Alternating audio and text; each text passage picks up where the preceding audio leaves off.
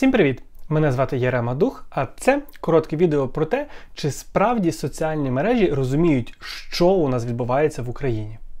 Але спершу включіть це гарне відео про патріотизм. Не Pink Floyd, оце інше.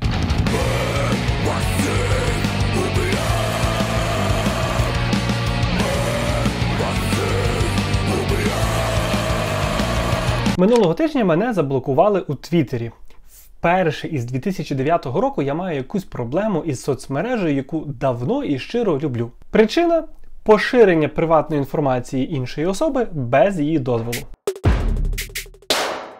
Так, я опублікував військовий квиток російського окупанта, назвімо його Владом, який знайшли на території України. У нас віднедавна цього сміття купа просто валяється по країні. У них тут що, місце нересту чи що? До того ж, я навіть не був джерелом цієї фотографії. Тобто я не перший, хто її опублікував. Вона вже переді мною гуляла в інтернеті. Але Твіттер це не переконало. Вони вимагали, щоб я видалив твіт з цією фотографією, інакше вони мені не відновлять доступ до свого сервісу. Тобто ще раз.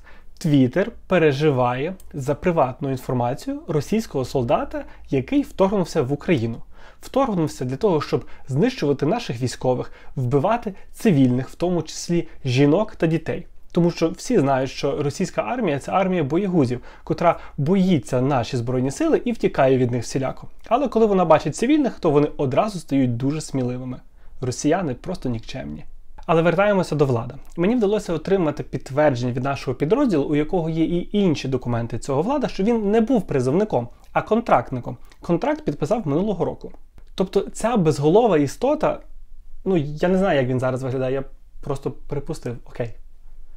Тобто ця безмозкла істота вирішила приєднатися до російської армії, далі вторглася в Україну, допомагає тут знищувати українців, а я маю переживати за приватність його інформації? Серйозно? І переживати, що хтось дізнається його персональні дані?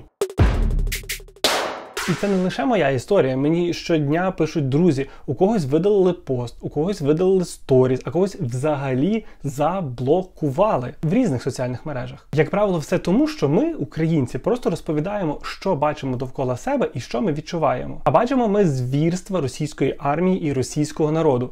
І відчуваємо до них величезну огиду, зневагу і ненависть. І це дуже нормальні відчуття у цій ситуації. Але не всі країни і не всі глобальні компанії нас розуміють. Мені здається, що сучасні соціальні мережі взагалі не були готовими до того, що українці писатимуть мільйони постів десятками мов про те, що вони відчувають на війні, і про те, що вони думають про країну-терориста, тобто про Росію. Якісь соцмережі нас розуміють краще і підтримують, якісь нас розуміють гірше і банять, чи блокують аккаунти, чи видаляють сторіс. Але, як на мене, і ті недостатньо ще нас розуміють. Може, це ми погано показуємо, можливо, наші приклади якісь дуже далекі і незрозумілі для західних компаній. Окей, давайте пояснимо на зрозумілих прикладах. Усі ж знають історію Другої світової війни. Давайте використаємо її. І на прикладі Другої світової пояснимо, що зараз відчувають і переживають українці. А ви, якщо вам подобається це відео, то, будь ласка, поставте лайк, підпишіться і перешліть друзям. Байрактар. Якби Твіттер, Фейсбук, Інстаграм з'явилися перед Другою світовою війною, як би вони виглядали? Які би у них були правила? Чи були б їхні правила такими самими до народів окупованої Європи, як ми зараз бачимо до українців? Уявіть собі виступ Вінстона Черчилля «We shall fight on the beaches» у 1940 році у британському парламенті. Його би точно стрімили на усіх платформах. We shall fight with growing confidence and growing strength in the air. We shall defend our island, whatever the cost may be. І уявіть, що це відео раптом стає недоступним до перегляду у Сполучених Штатах Америки, бо там ми бачимо заклик до насилля і, можливо, бачимо мову ворожнечі до нацистів. Не можна казати такі речі публічно, треба м'якше ставитися до своїх ворогів. Вони всього лиш хочуть захопити вашу землю. Що за великі проблеми? Байрактар. Або уявіть собі мешканця окупованого Брюсселю.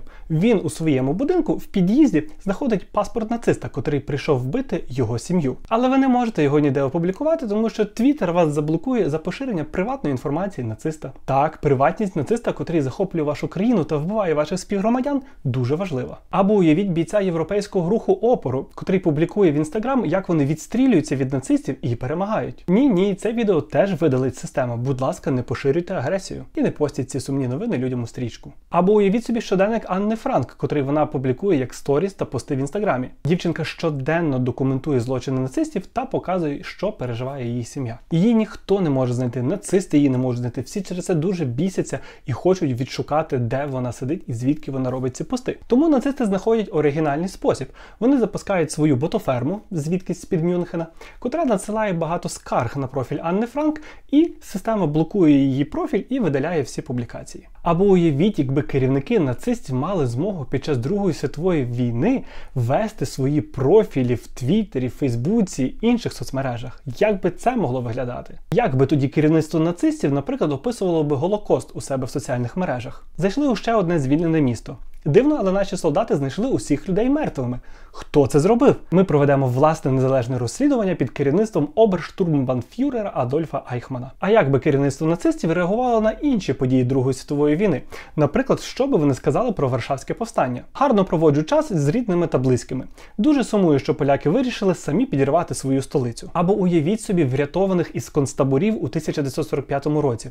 Вони хочуть поділитися зі світом своїми історіями, тому що є багато фото і відео. І вони починають постити, багато постити. Але їх історії соцмережі ховають та видаляють, тому що штучний інтелект так вирішив. Зображення надто жахливі, не треба псувати людям їхні стрічки. Це все звучить як вигадка, але замініть нацистів на росіян, а Гітлера на Путіна, і ви отримаєте новини з 2022 року. І взагалі ці новини не вигадка, а просто переказана моя історія, історії моїх друзів і моїх знайомих, а також тисяч українців, котрі мали схожі випадки із соціальними мережами. Мабуть, у вас теж є такі історії. Надішліть, будь ласка, мені їх на пошту. Якщо будуть потрібні приклади в подальшому, я їх використаю. Нам потрібно більше нагадувати соціальним мережам, що вони мають відповідати тому, що відбувається у 2022 році. Шановні соціальні мережі, вам потрібно відповідати сучасним викликам. Ні ви, ні українці не хотіли війни. Її хотіла Росія. Але лише разом ми можемо зупинити нацизм у 21 столітті. Допоможіть українцям, допоможіть світу знати правду. Станьте на бік свободи та сміливості. Оновіть свої правила,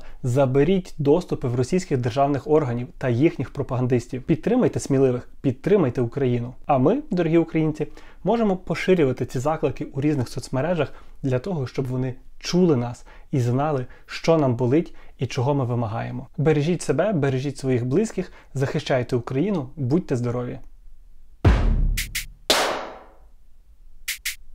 Байрактар.